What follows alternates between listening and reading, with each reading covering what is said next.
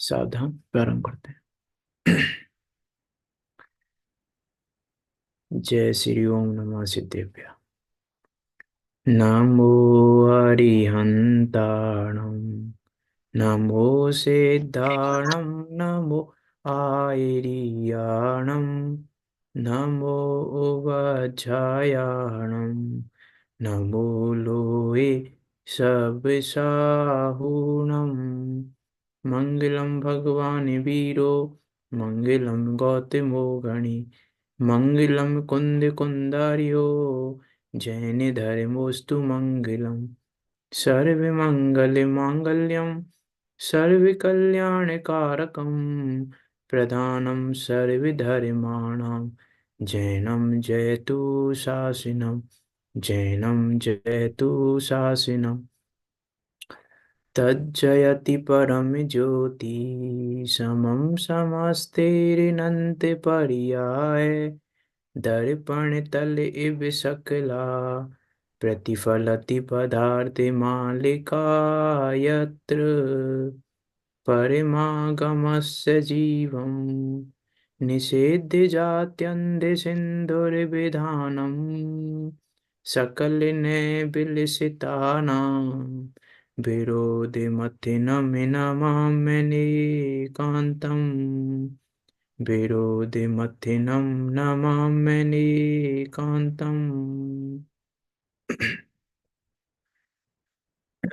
आचार्य अमृतचंद देव द्वारा विरचित यह पुरुषा सिद्धि उपाय नामक ग्रंथ, जो कि 226 श्लोकों में निबद्ध है, और 226 श्लोकों के माध्यम से जो हमको मुक्ति का मार्ग दिखा रहा है, पुरुष के अर्थ की सिद्धि का उपाय बता रहा है, ऐसा ये अद्भुत व अनुपम ग्रंथ, इस पर हमारी चर्चा चल रही है। आचार्य अमृतचंद देव पुरुषा सिद्धि का उपाय बता रहे हैं। आचार्य अमृतचंद देव कह रहे हैं कि पुरुषा सिद्धि का तो एक ही उपाय है, बस उस सदा काल स्थायी पने को प्राप्त अचल ज्ञायक स्वरूप को प्राप्त करना ही पुरुषा सिद्धि का उपाय है। और जो उसको श्रद्धा रूप से श्रद्धा करता है, जानता है और लीनता करता है, वही वास्तव में पुरुषा सिद्धि का उपाय है, और दूसरा कोई पुरुषा सिद्धि का उपाय नहीं है। दूसरा कोई सुखी होने का उपाय नहीं है, एकमात्र सुखी होने का उपाय यही है। ये यहाँ आचार्य अमृतचंद देव कह रहे हैं। और अभी हमने बात की 16 नंबर के श्लोक पे, कि इस उपाय में लगने वाले, इस रत्नात्रय रूपी पदवी को धारण करने वाले महामुनिराज, जिनकी वृत्ति अलौकिक होती है। कल हमने बात की थी कि लौकिक और अलौकिक वृत्ति जमीन आसमान का अंतर है जगत की प्रवृत्ति में और मुनिराजों की प्रवृत्ति में। कुछ अद्भुत पद है, कुछ अलौकिक पद है। वो मीन्स मुनिराजों का पद ऐसा पद है कि जिसके सामने सारे पद फीके हैं। फिर चाहे वो चक्रवर्ती का पद हो, चाहे वो इंद्र का पद हो, चाहे वो किसी का पद हो, सारे चक्रवर्ती, सारे इंद्र, सब कुछ एक तरफ है और वो मुनिराज एक तरफ हैं।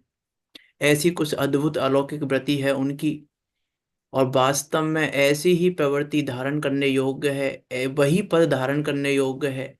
वो रत्नत्रय रूपी पद ही धारण करने योग्य है, दूसरा और कोई पद धारण करने योग्य नहीं है। क्योंकि दुख से मुक्ति का एकमात्र उपाय यही है, उस पदवी को धारण करना। उस मुनि पदवी को धारण किए बिना दुख दूर करने का दूसरा कोई उपाय नहीं है। यदि संसार विषय सुख होता, तीर्थंकर क्यों त्यागे, क्यों मुनि पद धारण करते हो? यदि संसार में सुख होता या दूसरा कोई उपाय होता, कि श्रावक पद धारण करना भी वास्तव में मुक्ति का उपाय नहीं है। क्योंकि मुक्ति का उपाय श्रावक पद धारण करना होता तो श्रावक पद का त्याग क्यों करते? इसका अर्थ है कि श्रावक पद भी मुक्ति का उपाय नहीं है। मुक्ति का तो एकमात्र उपाय है इस रत्नत्रय रूपी पद को धारण करना, उस मुनि पद को धारण करना। आचार्य कुंद कुंद देव कहते हैं कि यदि दुखों से मुक्ति चाहिए तो इस श्रवण पणे को अंगीकार करो। प्रश्न सारथी में कहा आचार्य कुंद कुंद देव ने कि यदि इच्छति दुख परिमुखम, यवज्जेतु श्रामण्यम, ऐसा वहां पे लाइन है। पടി पടിवज्जतु सामण्यम, पടിवज्जतु सामण्यम, जगी इच्छति दुख परिमुखम। यदि दुखों से मुक्ति चाहते हो तो ये श्रवण पद ही धारण करने योग्य है। और दूसरा कोई भी पद किसी भी प्रकार से धारण करने योग्य नहीं है, किसी भी प्रकार से नहीं है। कि हमको नहीं, मुनि पद धारण नहीं कर रहे तो श्रावक पद को धारण कर ले कि नहीं। वास्तव में तो ये मुनि पद ही धारण करने योग्य है, पुरुषार्थ सिद्धि का उपाय तो यही है, दूसरा और कोई उपाय नहीं है। ये बात यहाँ पर की थी, कर हमने चर्चा की थी मुनिराजों के स्वरूप की, कि रत्नात्रय के धारक महामुनियों की ऐसी ही प्रवृत्ति होती है। अभी देखो आगे क्या कह रहे हैं, उपदेश देने का क्रम क्या है, क्या क्रम है, उपदेश कैसे दिया जाए। मीन्स उपदेश दाता की कितनी बड़ी जिम्मेदारी है, ये कह रहे हैं यहाँ पे। देखो क्या कह रहे हैं, 70 नंबर का श्लोक पढ़ते हैं। बहुशः समस्त विरतिम प्रदर्शिताम यो न जात गृहाति, तस्येक देश विरति कथनीय नैन बीजैन।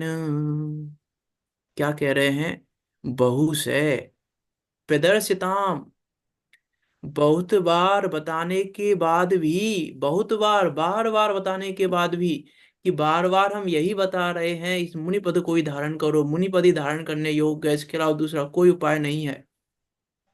बहुशः प्रदर्शिताम, बहुत बार बताने पर भी, समस्त विरतिम, सकल पाप रहित मुनिव्रति को, जातु कदाचित, ना गृहाति, ग्रहण ना करे, तो क्या करें, तस्य एक देश विरति, उसको एक देश पाप क्रिया रहित, ग्रस्ताचार, अनैन बीजन, इस हेतु से। देखो क्या कह रहे हैं, अनैन बीजन, ये महत्वपूर्ण पद है इस श्लोक का, अनैन बीजन, कि हम श्रावक पद का उपदेश श्रावक पद धारण करने के लिए नहीं दे रहे। अनैन बीजन, इस हेतु से दे रहे हैं कि मुनि पद धारण करो। अनैन बीजन, इस आधार पे दे रहे हैं, इस बीज के आधार पे दे रहे हैं, इस हेतु से दे रहे हैं कि मुनि पद धारण करो। अर्थात श्रावक पद का उपदेश भी श्रावक पद धारण करने के लिए नहीं है, श्रावक पद का उपदेश भी मुनि पद धारण करने के लिए है। एक बार परिभाषा बताई थी मैंने बहुत पहले, वो परिभाषा यहीं से आई है, वो परिभाषा श्रावक किसे कहते हैं, इष्टोपदेश की चर्चा में बताई थी परिभाषा, कि इसका नाम श्रावक नहीं है जो श्रद्धावान हो, क्रियावान हो, विवेकवान हो, इसका नाम श्रावक नहीं है। जो मुनि पद की भावना भाता है वो श्रावक है बस, और श्रावक की परिभाषा नहीं है। क्योंकि श्रावक पना ही ये इसी का नाम है जो इस हेतु से श्रावक पना ग्रहण करे। इसलिए यहाँ कह रहे हैं अनैन बीजैन कथनिया, इस हेतु से कथन करते हैं, इस हेतु से कथन करना चाहिए, इस हेतु से ही श्रावक पने का उपदेश देना चाहिए, इस हेतु से ही श्रावक पना समझाना चाहिए, और दूसरा कोई हेतु नहीं है। क्या कह रहे हैं, क्रम बता रहे हैं, उपदेश का क्या क्रम है। कि उपदेश का क्रम तो क्या है, कि बार बार बार बार पहले यही बताओ कि मुनिपद धारण करो, मुनिपद धारण करो, मुनिपद धारण करो। दूसरा कोई धारण करने योग्य है ही नहीं, दूसरा कोई पद इस जगत में ग्रहण करने योग्य है ही नहीं, उस मुनि पद को धारण करो।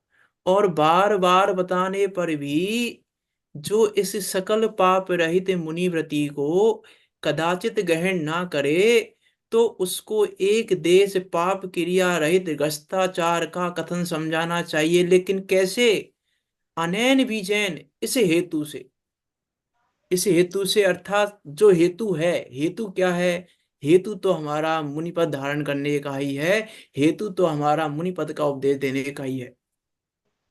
मैं क्या कह रहे हैं आचार्य अमृतचंद देव, बता रहे हैं श्रावकाचार, और प्रारंभ कर रहे हैं मुनियों से, प्रारंभ कर रहे हैं मुनिराजों की प्रवृत्ति से, प्रारंभ कर रहे हैं मुनियों के आचार से, बात कर रहे हैं श्रावक के आचार की, और स्टार्ट कर रहे हैं मुनियों के आचार से। मैं क्या वो अद्भुत बात कहना चाहते हैं आचार्य अमृतचंद देव यहाँ पे, अनैन बीजैन, इस हेतु से उपदेश समझाना चाहिए, और दूसरा कोई हेतु नहीं है उसका। देखो क्या कह रहे हैं, टीका में चलते हैं। यह बहुशः प्रदर्शितां समस्त विरतिम न जातु गृहाति तस्य एक देश विरति अनेन बीजेन कथनिया। जो जीव अनेक बार उपदेश देने पर भी, अनेक बार उपदेश दिया उसको, अनेक बार उपदेश देने पर भी सकल पाप रहित महाव्रत की क्रिया को कदाचित ग्रहण ना करे, तो उस जीव को एक देश पाप रहित श्रावक क्रिया क्रिया इस तरह बतावे। किस तरह बतावे? कि जिस तरह बताना चाह रहे थे। क्या बताना चाह रहे थे? कि अनेक और उपदेश किसका दिया था? कि महाव्रत की क्रिया को अंगीकार करने का, उस मुनि पद को धारण करने का, उस मुनि पद को ही ग्रहण करने का उपदेश दे रहे थे। तो इस तरीके से बतावे कि श्रावक क्रिया को अंगीकार करो, इस तरीके से कि मुनि पद धारण करना है। मीस यहाँ कह रहे हैं कि उपदेश का एक क्रम है। देखो यहाँ ऐसा भी नहीं लगाना मात्र कि सिर्फ मुनि पद का ही उपदेश देना। यहाँ उसको हर जगह लगाना, जो मैंने कहा ना, उपदेश दाता की जिम्मेदारी। कि उपदेश दाता की जिम्मेदारी है कि पहले उत्कृष्ट लेवल की चीज दिखाए, और उस उत्कृष्ट लेवल की चीज के बाद नीचे आए। विचार करके देखें हम कि उस भील को मुनिराजों ने कोय का मांस छुड़वाया, तो क्या मुनिराज ने कोय के मांस छोड़ने का उपदेश दिया होगा? क्या उपदेश दिया होगा? कि कोय का मांस छोड़ने का उपदेश नहीं दिया होगा। पहले तो उपदेश ये दिया कि किया भाई, होगा जब मिली होगी, जब ऐसा किया होगा। हाँ, ऐसा ना करने का उपदेश दिया था। ये तो अरे पहले तो किया यही होगा उपदेश उसने तो। दिया कि येन कैन वो जब प्रकारैन मुनि किया पद को होगा। धारण कर। तो उसने कहा कि मुनि पद धारण करने की तो हिम्मत नहीं है मुझ में, तो बोले अनुव्रत धारण कर ले। वो अनुव्रत की भी सामर्थ्य नहीं है। तो सामान्य शराब का चार धारण कर ले, कि सामान्य शराब का चार की भी हिम्मत नहीं है मुझ में। तो मध्य मास मसु का त्याग कर दे, कि उसकी भी हिम्मत नहीं है मुझ में। कि मांस का त्याग कर दे, उसकी भी हिम्मत नहीं है मुझ में। तो कोई का मांस तो छोड़ दे कम से कम। ये क्रम है। ऐसा नहीं डायरेक्ट उपदेश दे दें। रात्रि भोजन त्याग का उपदेश देना है, कैसे दें उपदेश? रात्रि भोजन त्याग का उपदेश देना है, कैसे जाए इस क्रम से? क्रम क्या है रात्रि भोजन त्याग के उपदेश का? क्या क्या क्रम है, कैसे उपदेश दें रात्रि भोजन त्याग का? पहले तो मुनि का ही उपदेश देंगे पहले तो। नहीं, मैं ये कहना चाह रहा हूं, ऐसा नहीं है कि हर जगह मुनि का ही उपदेश देना है। उपदेश देने का क्रम बता रहे हैं यहाँ तो एक, क्योंकि यहाँ आचार की बात करनी है, इसलिए यहाँ मुनियों का आचार और श्रावक के आचार की बात की है। यहाँ तो हमको उपदेश देने का क्रम समझना है कि उपदेश देने का क्रम क्या होना चाहिए। रात्रि भोजन के त्याग में मुनि पद की बात कहाँ से आई? मैं तो कह रहा हूँ रात्रि भोजन का त्याग का उपदेश कैसे दें। चारों प्रकार के आहार का त्याग। हाँ, कि पहले तो चारों प्रकार का आहार त्याग कर। ये उत्कृष्ट उपदेश है रात्रि भोजन त्याग का, कि चारों प्रकार के आहार का त्याग। चारों प्रकार के आहार का नहीं हो सकता, तो वे पानी को रख ले। नहीं, पानी से काम नहीं चलेगा, तो फिर इसको रख ले। फिर तो अन्न का त्याग तो सबसे थर्ड क्लास का रात्रि भोजन त्याग है। सबसे थर्ड क्लास का है रात्रि भोजन त्याग। अन्न अन्न त्याग, हमारा तो अन्न त्याग, अन्न अन्न नहीं खाते हम रात्रि में, किसका नाम तो रात्रि भोजन त्याग है ही नहीं वास्तव में। ये तो थर्ड क्वालिटी का है कि अन्न अन्न का त्याग किया हुआ है हमने। ये तो सबसे सबसे निकृष्ट लेवल का रात्रि भोजन त्याग है, कि अन्न का त्याग का उपदेश दिया। सबसे निकृष्ट क्लास है ये, अन्न का त्याग, रात्रि भोजन त्याग तो। और हम इस अन्न त्याग में ही संतुष्ट हो रहे हैं कि हम रात्रि भोजन के त्यागी हैं। मीन्स हम उस थर्ड क्लास चीज में संतुष्ट हो रहे हैं कि हम तो देखो अन्न अन्न नहीं खाते, बिल्कुल अन्न का त्याग किया हुआ है बिल्कुल। बाकी सब चीजें खा लेते हैं, रबड़ी खा लेते हैं, मिष्टान खा लेते हैं, ये खा लेते हैं, वो खा लेते हैं, सब चीजें खा लेते हैं। अन्न नहीं खाते। हमारा तो रात्रि भोजन का त्याग है, कि थर्ड क्लास का त्याग है, सबसे निकृष्ट लेवल का त्याग है।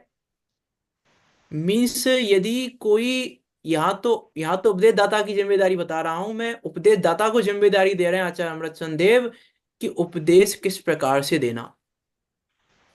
किसी भी जगह ऐसा नहीं सबसे थर्ड क्लास का पहले उपदेश दे दो। कि सबसे थर्ड क्लास का उपदेश पहले दोगे, तो अभी आगे कहेंगे कि तुम तो दंड के पात्र हो ही, लेकिन उस जीव को भी ठग रहे हो तुम जिसको उपदेश दे रहे हो। तुमने किसी को उपदेश दिया रात्रि भोजन में अन्न का त्याग करना, तो तुमने उस जीव को भी ठगा है और स्वयं को भी ठगा है। ये कह रहे हैं आचार्य मच्छन देव तो यहाँ पे, कि हमने किसी को रात्रि भोजन त्याग का उपदेश दिया तो हमने कैसे ठगा उसको, कि तुमने उसको ऐसे ठगा।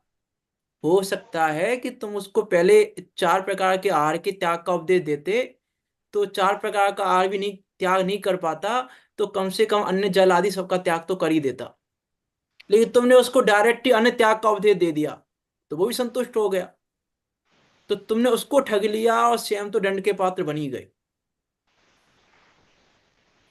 मी हर जगह विचार करके देखें हम, कहीं पर भी लौकिक में भी हम इस क्रम को याद रखते हैं। लौकिक में भी याद रखते हैं हम इस क्रम को। मंदिर बनवा रहे हैं हम, किसी दानदाता के पास गए, हमें पता है कि इसकी सामर्थ्य है, ये 11 लाख दे देगा, तो उससे क्या हम ये कहेंगे भैया 11,000 का दान दे दे? ये तो नहीं कहते हम उससे। हम तो हमको जब लगता है कि 11 लाख की सामर्थ्य है इसकी, तो हम उससे कहते हैं भैया 21 लाख का दान चाहिए आपसे। उससे जब हम ये कहते हैं, जब हमको ये पता है कि 11 लाख की सामर्थ्य है इसकी, तो हम कहते हैं भैया 21 लाख का दान चाहिए आपसे हमें। तब वो फिर बोलता है भैया 21 की तो सामर्थ्य नहीं है, तो भैया फिर थोड़ा 15 लाख या 11 लाख। मी- उस लेवल से नीचे आते हैं हम। अब हमने डायरेक्ट ही 11 लाख की सामर्थ्य वाले को हमने कहा भैया 2 लाख का दान चाहिए, तो वो तो दे देगा 80-80, लो भैया 2 लाख का दान लो। तो तुमने ठग ठग ठग लिया तुमने। वो 11 लाख का दान दे सकता था, तुम 2 लाख में संतुष्ट हो गए लेकर के। मी लौकिक में हम इस क्रम को याद रखते हैं, ये कहना चाह रहा हूं मैं। लौकिक में हम इस क्रम को याद रखते हैं, कहाँ पर क्या बोलना है, कैसे बोलना है। एग्जाम्पल दिया ही था ना, पहले दुकान पे अच्छा माल दिखाते हैं ग्राहक को, पहले फिर एक लोअर क्लास का माल नहीं दिखाते। बोले हाई क्वालिटी वाले माल में प्रॉफिट ज्यादा है, पहले इसको दिखाओ। जिसमें प्रॉफिट ज्यादा है पहले उसको दिखाओ। तो प्रॉफिट किसमें ज्यादा है, कि प्रॉफिट तो उस मुनि, यहाँ तो कह रहे हैं प्रॉफिट किसमें है ज्यादा, उस मुनि पद को धारण करने में ही प्रॉफिट है बस, और कहीं प्रॉफिट है ही नहीं। तो सबसे ज्यादा जिसमें प्रॉफिट है उस पद को धारण करने का उपदेश दो, उस पद को धारण करने की ही प्रेरणा दो। ये कह रहे हैं यहाँ तो, क्या कह रहे हैं, जो जीव अनेक प्रकार उपदेश देने पर भी सकल पाप रहित महाव्रत की क्रिया को कदाचित ग्रहण ना करे, तो उस जीव को एक देश पाप रहित श्रावक क्रिया इस तरह बतावे। वास्तव में विचार करना, जिनवाणी में श्रावक धर्म का उपदेश नहीं है। जिनवाणी में श्रावक पद धारण करने का उपदेश ही नहीं है। गलत बात है कि सही बात है ये? सही बात है। सही नहीं है है। उपदेश। श्रावक का चार पूरा श्रावक का है तो उपदेश दे रहा है, नहीं दे रहा श्रावक का चार श्रावक का उपदेश। बताइए, श्रावक का चार श्रावक पने का उपदेश दे रहा है कि नहीं दे रहा है? श्रावक पद धारण करने का उपदेश दे रहा है कि नहीं दे रहा है श्रावक का चार? धर्म को दिया था जब बाद में दिया श्रावक का। तो दिया तो मणि है श्रावक का, दिया तो है दिया ना श्रावक का, कि नहीं दिया है जिनवाणी में?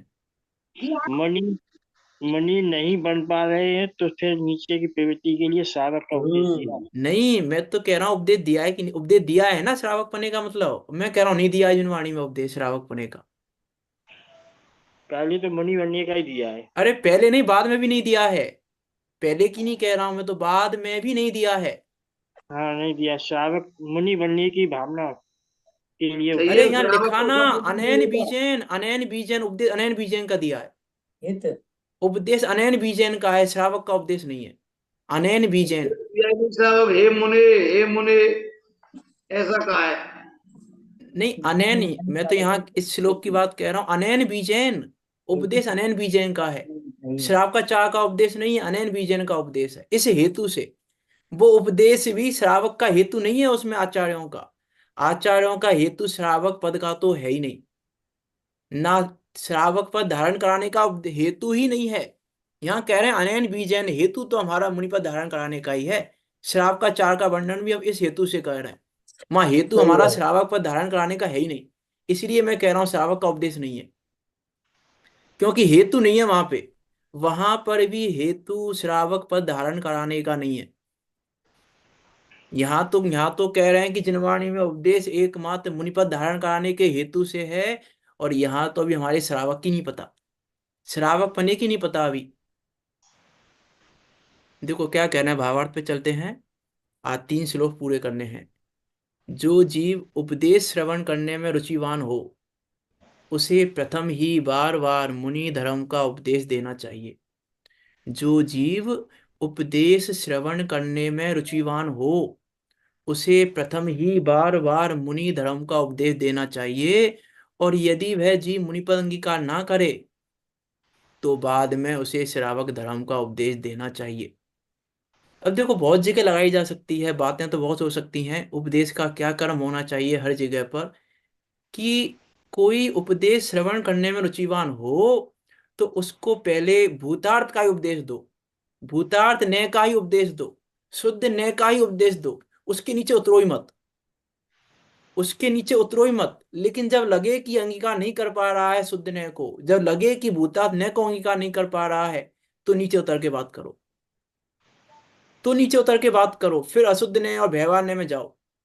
पहले तो बात उस प्योरिटी की करो, पहले तो बात उस हाई क्वालिटी की करो, पहले तो बात उस अभेद गायक की करो, पहले तो बात उस भूतार्थ की करो जिसके आश्रय सम्य दर्शन होता है। उसके नीचे उतरना ही नहीं है। जो जीव उपदेश श्रवण करने में रुचिवान है, उसे प्रथम ही बार बार भूतार्थ ने का उपदेश दे। और जब वो ग्रहण ना करे, तो फिर नीचे आकर व्यवहार का उपदेश देना योग्य है। तब है उपदेश देना योग्य है, उसके नीचे तो है ही नहीं। ये उपदेशदाता की जिम्मेदारी है कि ऐसा नहीं भैया हमें तो व्यवहार का उपदेश सुनना, तो हम तो व्यवहार का उपदेश नहीं देंगे। ये जिम्मेदारी दे रहे हैं उपदेशदाता को आचार्य अमृतचंद देव की। ये जिम्मेदारी है उपदेशदाता की कि वो कहाँ किसको क्या उपदेश दे रहा है। यदि वह जीव मुनिपद अंगीकार ना करे, तो बाद में उसे श्रावक धर्म का उपदेश देना योग्य है। श्रावक धर्म के उपदेश की रीति बताते हैं, उसी रीति से उपदेश देना चाहिए। जो इस अनुक्रम को छोड़कर उपदेश देता है, उस उपदेश दाता की निंदा करते हैं। उपदेश दाता की निंदा कह रहे हैं यहाँ पे, उपदेश दाता निंदनीय है वो जो इस क्रम को छोड़कर उपदेश देता है। जिसने इस क्रम को छोड़ दिया, इसका मतलब है कि जहां व्यवहार की भी चर्चा हो, वहां पर भी उपदेश दाता पहले उसको नीचे से घटाए, पहले वहां पर भी नीचे की बात करे, तब व्यवहार की बात पर आए। मैं विचार करके देखें हम क्या कहना चाह रहे हैं आचार्य अमरचंद देव। कि इस अनुक्रम को छोड़कर उपदेश देता है, तो वो उपदेश दाता निंदनीय है, दंड का पात्र है। देखो क्या कह रहे हैं, 18 नंबर का श्लोक पे चलते हैं। यो यति धर्मम कथयानुपदिशति ग्रस्त धर्ममल्पमति, तस्य भगवत प्रवचने प्रदर्शितम निग्रह स्थानम। क्या कह रहे हैं, यो यति धर्म, जो मुनि धर्म का अल्पमति तुच्छ बुद्धि उपदेशक, तुच्छ बुद्धि उपदेशक दे रहा है उसको, तुच्छ बुद्धि वाला है जो क्रम तोड़ के उपदेश देता है। जो इस क्रम से उपदेश नहीं देता वो तुच्छ बुद्धि वाला है। जो अल्पमति तुच्छ बुद्धि उपदेशक यति धर्मम, मुनि धर्म का अकथयन कथन ना करके, उपदिशति ग्रस्तः, श्रावक धर्म का उपदेश देता है, तस्य, उस उपदेशक को, भगवत प्रवचने, भगवान के सिद्धांत में, निग्रह स्थानम प्रदर्शितम, दंड देने का स्थान बताया है। दंडनीय है वो उपदेशदाता दंडनीय है जो इस क्रम को छोड़कर, जो हाई क्वालिटी का मार्ग ना दिखाकर लो क्वालिटी का मार्ग दिखाए, वो दंडनीय है वो उपदेशदाता। मैं देखो, निग्रह स्थानम, दंड देने का स्थान, और क्या लिखे हैं इससे ज्यादा आचार्य अमरचंद देव। मीन्स दंड देने का स्थान, मीन्स बहुत निंदनीय कार्य कर दिया उसने। दंड देने का शब्द का प्रयोग किया ना, इसका अर्थ है कि उस उपदेश दाता ने बहुत निंदनीय कार्य कर दिया यदि उसने उस अनुक्रम को छोड़कर उपदेश दिया है तो। क्या लिखें अब? ऐसा तो क्या लिखेंगे? या मारपीट की बात तो लिखेंगे नहीं, दंड देने की बात लिख दी, और क्या लिखें कि दंड का पात्र है। जैसे पहले होता था ना, चौथे काल में, तीसरे काल के बाद भरत चक्रवर्ती के सामने, कि हा कह दिया तो मर जाने लायक है वो, जिसको हा कह दिया। माँ कह दिया तो भी, धिक कह दिया, मैं बढ़ता हुआ क्रम है, मैं हा कह दिया तो ही वो इतना निंदनीय कार्य किया है उसने, तब हा कहा है। यहां तो कह रहे हैं दंडनीय है। कितना निंदनीय कार्य है उपदेश दाता का यदि वो इस क्रम को छोड़कर उपदेश दे। ये जिम्मेदारी उपदेश दाता की, इसलिए मैंने कहा उपदेश दाता को जिम्मेदारी दे रहे हैं 3 श्लोकों में आचार्य अमृतचंद देव। उस उपदेशक को भगवान के सिद्धांत में दंड देने का स्थान बताया है, दंड का पात्र है वो। मान लो कोई उपदेश दाता कहीं गया किसी समाज के बीच में, और वो समाज में गद्दी से ये उपदेश दे कि भैया मांसाहार नहीं करना चाहिए, तो दंड का पात्र है। दंड का पात्र है। कि क्यों दंड का पात्र क्यों है? कि अरे वहां जो श्रावक तुमको सुनने बैठे थे, उनमें से कोई एक आध तो मां भक्षण करता होगा। 100 बैठे थे तो 100 में से एक दो मां भक्षण करता हो तो करता हो, गिरी से गिरी अवस्था हो किसी की तो करता हो, और तुमने वो 98 को छोड़कर दो के लिए उपदेश दे रहे हो कि दंड के पात्र हो। अरे वास्तव में विचार करके बैठ देखें, हम जिन वाणी सुनने बैठते हैं किस प्रयोजन से बैठते हैं? आज आप सुनने बैठे किस प्रयोजन से बैठे? क्या प्रयोजन था आपका? स्वरूप साधना की। विचार करके तो, हम तो अपने स्वरूप को जानने के लिए बैठा है श्रावक, और तुमने उसको रात्रि भोजन त्याग का उपदेश दे दिया बस। उसका तो प्रयोजन स्वरूप को जानने का था, उसका तो प्रयोजन सम्यक दर्शन करने का था, और तुमने उसको उपदेश दे दिया रात्रि भोजन क्या त्याग का, मातभक्षण त्याग का। तुमने इसका उपदेश दे के उसको ठग लिया, श्रावक को ठग लिया, ठग हो तुम। ये कह रहे हैं उपदेश दाता ठग है वो उपदेश दाता जो ऐसा उपदेश देता है। विचार करके देखें हम कि क्या कहना चाहना चरणचंद देव यहाँ पर, कि निंदा निंदनीय है, दंडनीय है, दंड का पात्र है। क्या कहें इससे ज्यादा? मीन्स बहुत बहुत ज्यादा निंदनीय कार्य है यदि इस क्रम को छोड़कर उपदेश देता है तो। इस क्रम को छोड़कर उपदेश देना योग्य नहीं है, ये कह रहे हैं यहाँ पे। योग्य तो एकमात्र यही है। विचार करके देखो, अच्छा उपदेश देने के बाद भी आचार्य अमरचंद देव कह रहे हैं कि दंड का पात्र है ये। अच्छा उपदेश दिया है इसने तो भी। रात्रि भोजन त्याग का उपदेश बेकार तो नहीं है, रात्रि भोजन त्याग का उपदेश बेकार तो नहीं है, लेकिन रात्रि भोजन त्याग का उपदेश देने वाले को भी कह रहे हैं बेकार है, दंड का पात्र है। क्या कहना चाह रहे होंगे, वहां विचार करके देखें हम क्या कह रहे हैं। देखो टीका पे चलते हैं। यह अल्पमति यति धर्मम अकथयन ग्रस्त धर्मम उपदिशति तस्य भगवत प्रवचने निग्रह स्थानम प्रदर्शितम। जो तुच्छ बुद्धि वाला उपदेशक मुनि धर्म का उपदेश ना देकर ग्रस्त धर्म का उपदेश देता है, उसे भगवान के सिद्धांत में दंड का स्थान बताया है कि दंड का स्थान है। और यहाँ तो ग्रस्त धर्म का भी उपदेश नहीं है उसमें, वो तो और भी स्थूल कथन है, उसका ही उपदेश देता है मात्र, तो दंड का स्थान है। वास्तव में नहीं है कार्य वो करने योग्य, कि उपदेश सामने वाले की योग्यता देखकर और कौन सा उपदेश उत्कृष्ट है उसके आधार से दो। विचार करके देखो कि जो जहां पर है, जिसको उपदेश दे रहे हो, श्रोता जहां पर है वहीं तक की बात करना भी दंडनीय है, उसके नीचे की बात करना भी दंडनीय है। कि वो जिस जिस सीढ़ी पर खड़ा हुआ है वो श्रोता, उससे 2 सीढ़ी ऊपर की बात करो, तब वो उतर के एक सीढ़ी ऊपर आएगा। ये कह रहे हैं यहाँ कि जब वो जिस सीढ़ी पर वो श्रोता है उससे 2 सीढ़ी ऊपर की बात करोगे तब वो उतर के एक सीढ़ी पे आएगा। हमने हमने हमने सही। किसी को कहा कि आपको समय जी की गाथा याद करनी है कि 415 गाथाएं कितने दिन में याद करनी है, कि 20 दिन में याद करनी है। एक दिन में 20 गाथाएं याद करोगे तो 21 दिन में हो जाएंगी। डेली 20 गाथाएं याद करनी है। तो वो बोलेगा कि नहीं नहीं, इतनी तो नहीं, 20 दिन में, एक दिन में 20 तो नहीं कर पाएंगे हम गाथा याद। तो चलो ठीक है, 10 तो कर लेना, 10 तो कर लो। कि नहीं, 10 भी नहीं कर पाएंगे तो 5 तो करनी ही करनी है। अब तुम स्टार्टिंग में उसको 5 का उपदेश दे दो तो छुट्टी।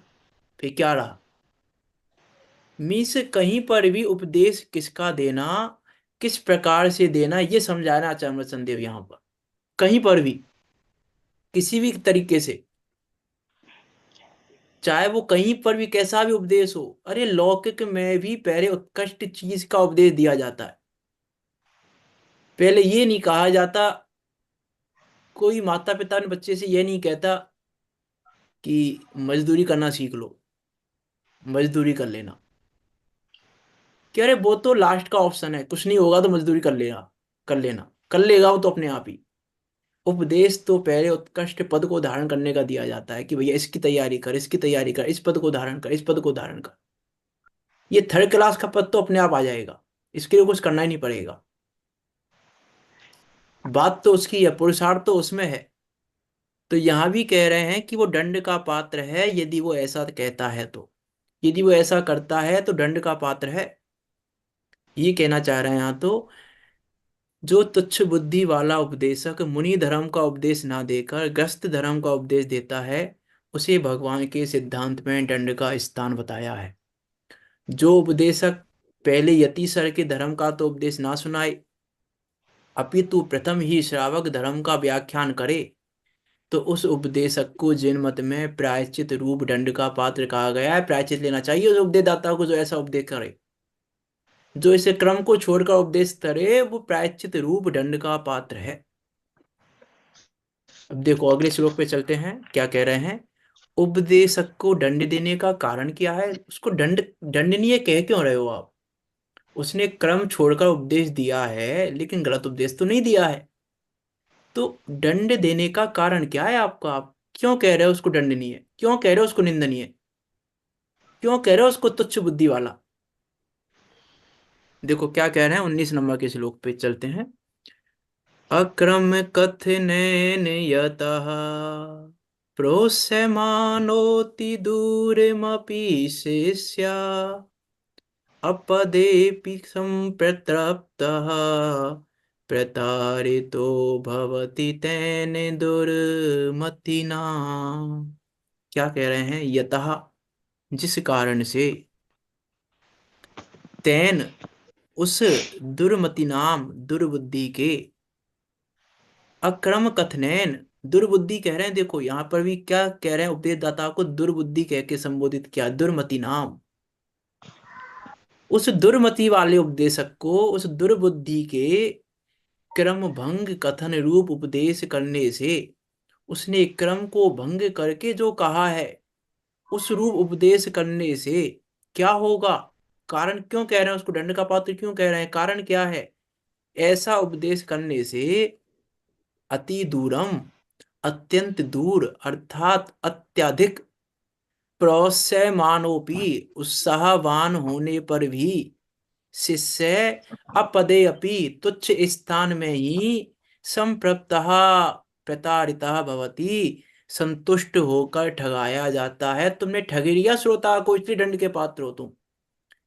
ठगने वाला दंड का पात्र है, जो किसी को ठगे वो दंड का पात्र है। तो यहां कह रहे हैं वो उपदेशदाता श्रोता को ठगता है इसीलिए दंड का पात्र है, इसलिए निंदनीय है वो, क्योंकि श्रोता को ठग रहा है वो क्रम भंग उपदेश देकर। कि वो तो अत्याधिक उत्साहवान था, वो तो अत्याधिक उत्साहवान था और तुमने उसको तुच्छ स्थान का उपदेश दे दिया और वो संतुष्ट हो गया उसमें, और वो उसमें संतुष्ट होकर रह गया। जैसे मान लो विद्युत चर चोर, जम्मू श्यामी की कथा आती है ना, उस विद्युत चर चोरी नाम आता है शायद उसका।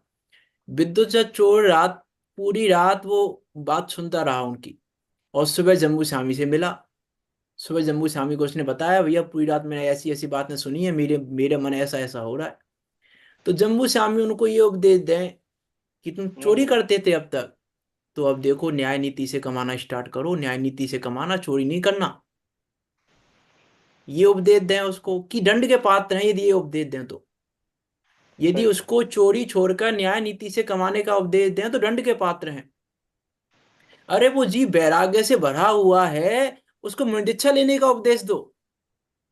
वो तो वैराग्य से भरा हुआ है, और वैराग्य से भरे हुए जीव को अति उत्साहवान, वैराग्य के प्रति उसका उत्साह कितना था, उस वैराग्य के प्रति अत्यधिक उत्साहवान होने पर भी हमने उसको क्या उपदेश दे दिया, न्याय नीति से कमाओ। तो तुच्छ स्थान में अब वो भी ठीक है, अब इतने बड़ा आदमी कह रहा है तो क्या करें, ठीक है। तुच्छ स्थान में संतुष्ट होकर ठगाया गया, तो ठग ही लिया तुमने उसको। उपदेश किसका दिया था, चोरी करने का उपदेश नहीं दिया था, चोरी छोड़कर न्याय नीति से कमाने का उपदेश दिया, तो भी तुमने ठग लिया उसको, क्योंकि वैराग्य से भरा हुआ है। तो जम्बू श्याम ने तो गलती नहीं की है, उन्होंने तो मुनि दीक्षा का ही उपदेश दिया, मुनि दीक्षा ले, तो मुनि दीक्षा ले ली साथ में। मैं ये कहना चाह रहा है यहाँ पे कि तुम उपदेश तो दे रहे हो, लेकिन उपदेश दे क्या रहे हो डिपेंड उस पे कर रहा है कि तुम दंड के पात्र हो कि नहीं। सही उपदेश देने पर भी दंड के पात्र हो। फिर आजकल तो जो क्रम भंग की तो बात ही क्या है, क्रम से बिल्कुल विरुद्ध बातें कर रहे हैं, उनकी तो बात ही क्या, क्रम भंग की तो बात ही दूर रही, जो उससे ही जो मिथ्यात्व पोषक उपदेश देने लग जाएं। मीन्स यहाँ कह रहे हैं, विचार करना, जो क्रम भंग से सही उपदेश भी दे रहा है वो दंड का पात्र है। तो जो मिथ्यात्व पोषक उपदेश दे, गृहित मिथ्यात्व के पोषण करने वाले उपदेश दे, उसको तो जिनागम में कहाँ डालेंगे फिर, जब क्रम भंग करके सही उपदेश जिनवाणी के अनुसार उपदेश देने वाले को, जो जिनवाणी में कहा है, न्याय नीति से कमाने की बात की है, 5 पापों को छोड़ने की बात की है, इस उपदेश को दे, उसको भी जब कह रहे हैं कि दंडनीय है, निंदनीय है, दंड का पात्र है, तो जो मिथ्यात्व पोषक उपदेश दे, उस उपदेश दाता की तो कहाँ डालें, उसको किस श्रेणी में डालें फिर। अब हम विचार करके देखना कि क्या कहना चाह रहे हैं यहाँ तो, कि जिस कारण से, चलो ये टीका पढ़ते हैं, नहीं तो समय हो जाएगा। देखो क्या कह रहे हैं, यतः तेन दुर्मति नाम अक्रम कथनेन शिष्य प्रताड़ितः भवति। जिस कारण से उस मंद बुद्धि वाले उपदेशक द्वारा अनुक्रम को छोड़कर कथन करने से सुनने वाला शिष्य ठगाया जाता है। पहले ही श्रावक धर्म का उपदेश सुनकर शिष्य क्यों ठगाया जाता है, कि उसको हमने पहले श्रावक धर्म का उपदेश दे दिया तो वो ठगाया क्यों गया। देखो यहाँ क्या कहना चाह रहे हैं कि वो उपदेशक मंदबुद्धि वाला है। जैसे मान लो कोई ग्राहक आया दुकान पर, कपड़े की दुकानों को ग्राहक आया, उसने बोला कि किस ले लो, बर्तन की दुकान, कपड़े की दुकान, कुछ भी ले लो। उसने कहा भैया शादी है घर में, हमें कुछ आइटम बांटना है, थोड़ा कुछ आइटम दिखाओ। अब हमने उसको थर्ड क्लास वाला आइटम दिखा दिया, थर्ड क्लास वाला आइटम दिखा दिया, तो उसे सही लगा, उसको आइटम तो सही था, बेकार आइटम तो नहीं था वो, चमक भी अच्छी थी, सब कुछ अच्छा था, उसको वो अच्छा लगा, उसने वो खरीद लिए और वो बांट दिए, शादी हो गई, सब हो गई। उसके बाद उसको पता चला कि जिसकी दुकान पर हम गए थे उसकी दुकान पर थर्ड क्लास वाला आइटम दिखाया था उसने हमें। तो क्या कहेगा वो,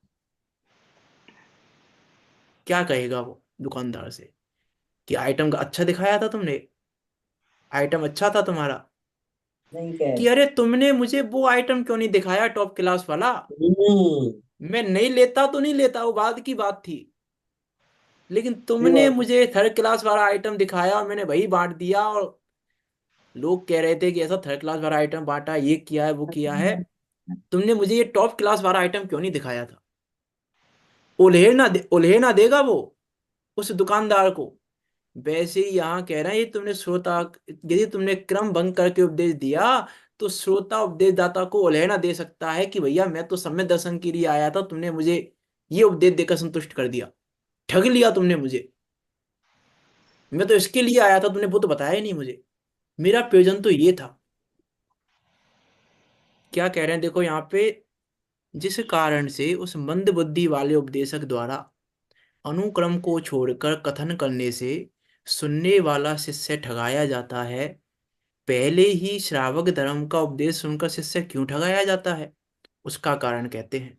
कैसा है वो शिष्य? शिष्य कैसा है? अति दूरम प्रोस्यमान है शिष्य, अति दूरम प्रोस्यमान, अत्याधिक उत्साह से भरा हुआ है। उसको तो सम्यक दर्शन प्राप्त करने का उत्साह है, उसको तो दुखों से मुक्त होने का उत्साह है, उसको तो सुख प्राप्त करने का उत्साह है, और तुमने उसको फंसा दिया, तुमने उसको तुच्छ उपदेश देकर, अपद का उपदेश देकर। अरे आचार्य मृतचंद देव कह रहे हैं, हे जगत के अंध प्राणियों, ये तुम्हारा पद नहीं है और हम उसी पद का उपदेश दे रहे हैं। तुम्हारा पद तो वो है, वो रत्नात्रय पद तुम्हारा है। तुम किस पद में सो रहे हो, और जिस पद में आचार्य मृतचंद देव का कह रहे हैं सो रहे हो, हम उसी पद का उपदेश दे रहे हैं। इसलिए कह रहे हैं कि ये निंदनीय है उपदेशदाता, दंडनीय है ये उपदेशदाता। अत्यंत दूर तक जाने के लिए उत्साहित हुआ था, अरे वो तो लंबा जाने वाला था। अत्यंत दूर तक जाने के लिए उत्साहित हुआ था, तो भी अपद जो तुच्छ स्थान, उसमें ही संतुष्ट हुआ है। इस शिष्य के अंतरंग में इतना अधिक उत्साह उत्पन्न हुआ था कि यदि प्रथम ही मुनि धर्म सुना होता तो मुनि पदवी ही अंगीकार कर लेता। अंतरंग में इतना अधिक उत्साह से भरा हुआ था कि यदि प्रथम ही मुनि धर्म सुना होता तो मुनि पदवी ही अंगीकार करता, परंतु उपदेश दाता ने उसको प्रथम ही श्रावक धर्म का उपदेश दिया, अतः उसने उसे ही अंगीकार कर लिया। अब उपदेश दाता के पास गया बेचारा वो, और उपदेश दाता ने उसको श्रावक धर्म का उपदेश दे दिया, तो उसने अंगीकार कर लिया उसको। अब उपदेश, किसी की रात्रि भोजन त्याग करने की भावना है और वो उपदेश दाता के पास गया, और उपदेश दाता ने बोल दिया भैया अन्न अन्न का त्याग कर देना, रात्रि भोजन का त्याग होता है, तो उसने त्याग कर दिया अन्न भोजन का। तो गलती किसकी, श्रोता की कि उपदेश दाता की? उपदेशदाता की। हाँ, इसलिए कह रहा हूं उपदेश दाता की जिम्मेदारी है ये उपदेश दाता की जिम्मेदारी है कि वो उपदेश क्या दे, कैसे दे उपदेश। उपदेश दाता की जिम्मेदारी छोटी जिम्मेदारी नहीं है, सिर्फ वाचन कर देना या बोल देना जिम्मेदारी नहीं है, उस बड़ी जिम्मेदारी है उपदेश दाता की, कैसा उपदेश दे। विचार करके देखें क्या कह रहे हैं यहाँ, उपदेश दाता ने उसको प्रथम ही श्रावक धर्म का उपदेश दिया, अतः उसने उसे ही अंगीकार कर लिया, फलतः मुनि धर्म से वंचित ही रह गया। देखो बहुत सारे प्रसंग हैं ऐसे, गुरुदेव श्री के जीवन में बहुत सारे प्रसंग आते हैं ऐसे। वो एक बार एक गांव में गए, तो लोगों ने उनसे बोला भाई यहाँ, गांव में नहीं, गांव का प्रसंग तो अलग है। वो एक बार किसी ऐसी जगह पर गए जहां पर लोग बस क्रिया कांड में लगे हुए थे। तो वहां किसी ने उनसे कहा कि लोगों के साथ के थे कि यहाँ पे ऐसा उपदेश देना कि रात्रि भोजन नहीं करना चाहिए, 5 पापों का त्याग करना चाहिए। तो वो बोले कि अरे ये बात है तो कहीं भी सुन लेंगे ये, लेकिन उस आत्मा की बात इनको कहाँ सुनने को मिलेगी। तो उन्होंने 1 घंटा आत्मा आत्मा की बात की, पाप पाप छोड़ने की बात नहीं की, रात्रि भोजन छोड़ने की बात नहीं की, वो आत्मा की बात की। और आत्मा की बात कहाँ सुनने को मिलेगी? अरे इससे वंचित रह जाएंगे ये, बाकी चीजें तो इनको मिल जाएंगी। ऐसे यहाँ कह रहे हैं मुनि धर्म का उपदेश नहीं दिया तो मुनि धर्म से वंचित रह जाएगा ये। श्रावक धर्म तो अंगीकार कर लेगा ये, लेकिन मुनि धर्म से वंचित रह जाएगा। इसलिए हमारा प्रयोजन तो पहले ये उपदेश देने का है, हमारा प्रयोजन तो पहले वो हाई लेवल की बात बताने का है, लो लेवल की बात बताने का प्रयोजन नहीं है। डायरेक्ट लो लेवल की बात बताने वाला उपदेश दाता नहीं है, जो लो लेवल की बात बताए डायरेक्ट, वो उपदेश दाता ही नहीं है। ये कहना चाह रहे हैं दंड देने का स्थान कहकर, उसको दंडनीय निंदनीय कहकर, दुर्बुद्धि कहकर, अल्पमति कहकर, मंद बुद्धि वाला कहकर, ये सारे शब्दों का प्रयोग किया आचार्य मर्चेंद्र देव ने यहाँ दोनों तीनों श्लोकों में। ऐसा कहकर कह रहे हैं कि वो उपदेश दाता ही नहीं है, उपदेश देने के योग्य नहीं है। जो लो लेवल की बात करे, जो नीचे उतर के बात करे, वो उपदेश दाता नहीं है। फलतः क्या कह रहे हैं यहाँ पे, इस शिष्य के अंतरंग में इतना अधिक उत्साह उत्पन्न हुआ था कि यदि प्रथम ही मुनि धर्म सुना होता तो मुनि पदवी ही अंगीकार करता, परंतु उपदेश दाता ने उसको प्रथम ही श्रावक धर्म का उपदेश दिया, अतः उसने उसे ही अंगीकार कर लिया। फलतः मुनि धर्म से वंचित ही रह गया। इस वास्ते, इस कारण से उस उपदेश दाता को इस विधान के लिए दंड देना योग्य है कि उसने गलत किया है, गलती की है उसने। उस गलती के लिए तो दंड मिलना ही चाहिए। दंडनीय ही है वो उपदेश दाता जो ऐसा उपदेश दे। ये कहना चाह रहे हैं यहाँ पे, विचार करना क्या कहना चाह रहे हैं आचार्य अमृतचंद देव। उपदेश दाता को तो जिम्मेदारी दी ही है कि कैसा होना चाहिए वो उपदेशक, कैसा होना चाहिए वो उपदेश, किस क्रम से सुनना चाहिए वो उपदेश और किस क्रम से बोलना चाहिए वो उपदेश।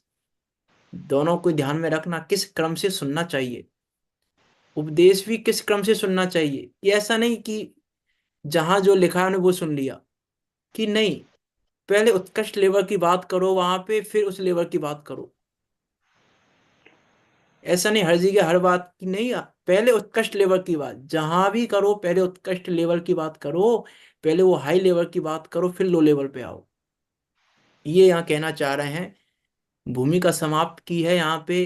पुरुषार्थ सिद्धि उपाय ग्रंथ की भूमिका समाप्त हुई है आज। अब पुरुषार्थ सिद्धि उपाय ग्रंथ प्रारंभ होगा। अब तक तो भूमिका थी, वो भूमिका यहाँ बताई है। अब यहाँ कह रहे हैं कि भैया मुनि धर्म का उपदेश तो हमने दे दिया है, अब जो इसको ग्रहण नहीं कर सकता है उसको अब हम मुनि पद के हेतु से ही श्रावक धर्म का उपदेश देखते हैं। अब यहाँ श्रावकाचार प्रारंभ होगा। पहले सम्यक दर्शन की बात करेंगे, फिर सम्यक ज्ञान की बात करेंगे, फिर सम्यक चारित्र की बात करके आगे बढ़ेंगे। क्योंकि कराना तो उनको रत्नात्रय ही प्राप्त कराना है, रत्नात्रय की ही बात करनी है। उसी बात को यहाँ आचार्य अमरचंद देव कहेंगे। विचार करना क्या कहना चाह रहे हैं आचार्य अमरचंद देव, किस प्रकार का उपदेश देने योग्य है, किस अब बंद प्रकार हो का गया उपदेश करने योग्य है। इन सब बातों को भली भांति विचार करते हुए हम सब भी इस पुरुषार्थ सिद्धि उपाय को प्राप्त करके निकट काल में सिद्धों के बीच जाकर विराजमान हो। इसी मंगल भावना के साथ अभी की बात को यहाँ विराम देते हैं। कोई शंका हो आपकी तो पूछ सकते हैं, नहीं तो जिन वाणी स्तुति करते हैं। निज निधि निज में बताई, यह अनंत उपकार है उसके लिए, जिने वाणी माँ को बंदे ना सते बारे है, माँ बंदे ना सते बारे है।